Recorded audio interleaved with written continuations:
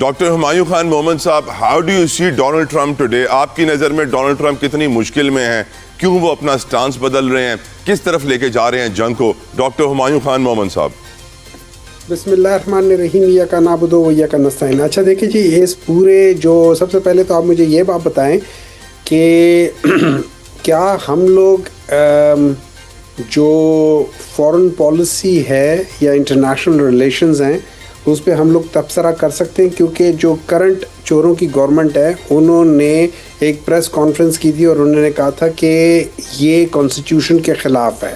तो आप पहले ये देख लें कि मैं ये सिर्फ सर वो तो चाहते हैं कि इमरान खान पर भी तबसरे बंद हो जाएं। सर वो देखें ना, अब मैं क्या करूं, जब आप चोरी करते हो तो आप जिन लोगों से चोरी करोगे उनके ऊपर आप कुछ ना कुछ तो कदगन लगाओगे। पाकिस्तान की फॉरेन पॉलिसी पे बात ना कीजिए, आप डोनाल्ड ट्रंप की पॉलिसी पे बात कीजिए। अच्छा ठीक है। अच्छा देखिए, डोनाल्ड ट्रंप के मैं इसलिए कह रहा हूँ कि अभी जो हमने बातें सुनी है ना, हमारे जो फॉरेन मिनिस्टर साहब हैं उन्होंने चंद दिन पहले एक ब्रीफिंग दी थी। उन्होंने कहा था कि जी ये ट्राईपैट्रिएट किस्म का रिलेशनशिप है, हम लोग अमेरिका के साथ हैं, अमेरिका इज़राइल के साथ है। इज़राइल ने ये कहा हुआ है, नेतन्याहू का ये इंटरव्यू है, उसने कहा था कि मैं 40 साल से ईरान के ऊपर अटैक करना चाहता था और उसने एक इंटरव्यू में कहा है कि ईरान के बाद पाकिस्तान की बारी होगी। नंबर 2, उसने कहा था कि मैं अमेरिका के थ्रू करवाना चाहता था। डोनाल्ड ट्रंप ने ये कहा हुआ है कि हमने इसलिए पहले अटैक कर दिया, पहल कर दी कि जब हमें पता था कि उसने इज़राइल ने अटैक करना ही करना था और उसकी रिटेलिएशन में ये लोग अटैक करेंगे हमारे बेसिस के ऊपर। सो इस वजह से हमने पहल कर दी। ये उसका मौक़िफ़ था in order to start this war.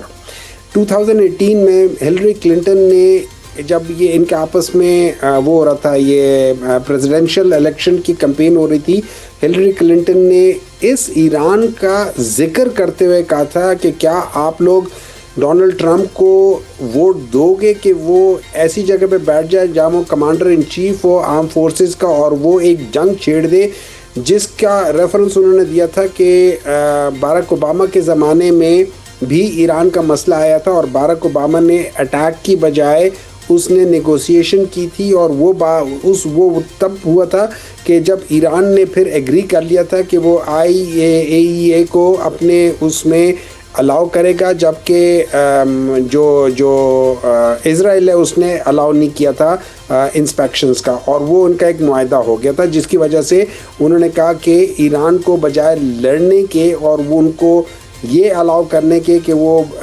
Atomic bomb बना ले या न्यूक्लियर कंट्री हो जाए, उससे रोकने का ये बेहतरीन तरीका था और उसको उसने मना किया। अच्छा, अब दूसरी बात ये है कि अब हमारी पोजीशन बड़ी अजीब सी है इंडिया के। मेरे ख्याल में अब ये नहीं पता कि वो जो जेन्युइन वीडियो है या नहीं है, जिसमें उनका जो आर्म फोर्सेस का लीडर है उसने कहा था, जो जनरल है उसने कहा था कि हम लोग सबसे पहले अमेरिका के साथ मिलके और इज़राइल के साथ मिलके हम टेररिस्ट रिजीम ऑफ ईरान को चेंज करेंगे फॉर ग्रेटर इज़राइल। फिर उसने कहा था कि जब हम ग्रेटर इज़राइल को अचीव कर लेंगे तो उसके बाद फिर उसी तरीके से आतंक भारत के लिए हम लोग नॉर्थ से तालिबान, अफ़गानिस्तान तालिबान के थ्रू हम करेंगे, ईस्टर्न बॉर्डर में हमारा इंडिया होगा और जो उसका वेस्ट का लोअर पार्ट है उसमें ईरान की जो रिजीम होगी, इस लिहाज से हम पाकिस्तान को करेंगे। फिर उन्होंने कहा था कि नेपाल और बांग्लादेश को हम बाद में डील करेंगे, इस वक्त नहीं करेंगे। तो ये सारी चीज़ें जब हम देखते हैं तो मुझे ऐसा महसूस होता है कि हम लोग गलत किश्ती में बैठे हुए, और उसकी वजह ये थी कि जब आप, और ये याद रखें, मेरा ये अपना मानना है कि अगर इमरान खान आज जेल में ना होता और इमरान खान पावर में होता तो शायद ये लड़ाइयाँ ना होती। क्यों?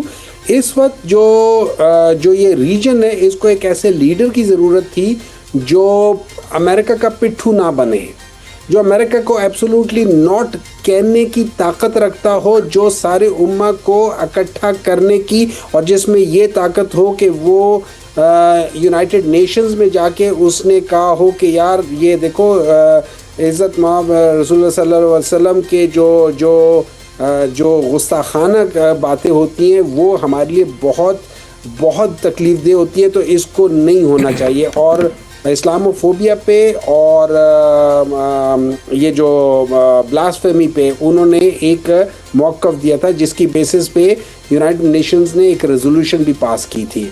अब इन सारी चीज़ों को देखते हैं और हम अपने प्राइम मिनिस्टर साहब को देखते हैं जिन्होंने को पता नहीं कोई 50 दौरे कर लिए हैं इस दौरान में, और कभी इधर जा रहे होते कभी उधर जा रहे होते, तो शायद वो सारे लोग पाकिस्तान आ रहे होते और पाकिस्तान में बैठ के इस चीज़ों का अगर ये यहाँ तक चला भी गया होता तो इसका एक हल हो रहा होता। तो हम लोग इस वक्त एक कमांडिंग पोजीशन में होते हैं। बाज़ दफ़ा ये याद रखिए कि जब आप लोग डिसीजन किसी और के लिए लेते, किसी और के बेसिस पे लेते, जैसे हमारा 2001 का डिसीजन था अमेरिका के लिए लड़ना अफ़गानिस्तान तालिबान के साथ उस वक्त के, that was a very wrong decision that we took. अलामी मैं सेनेटर सरमद अली साहब को वेलकम करूं हमारे शो में ज्वाइन करने के लिए। बहुत शुक्रिया सेनेटर साहब, अस्सलाम वालेकुम, जज़ाकल्लाह। सेनेटर साहब अल्हम्दुलिल्लाह, thank you so very much for your precious time. Senator साहब my question to you is, आप इस वक्त डोनाल्ड ट्रंप की करंट स्टैंडिंग को कहाँ देखते हैं, उनकी कन्फ्यूजन, उनकी मुश्किलात, उनके बदलते stance, how do you read his body language? Senator Sarmad Ali साहब। देखिए, इस वक्त तो लगता है कि जो सितारे हैं ना ट्रंप साहब के, वो जवाल पे हैं, क्योंकि मेरे ख्याल में ट्रंप साहब से जो उनके करियर की और जो उनके टर्म की सबसे बड़ी गलती हुई है वो ईरान पे हमला करना।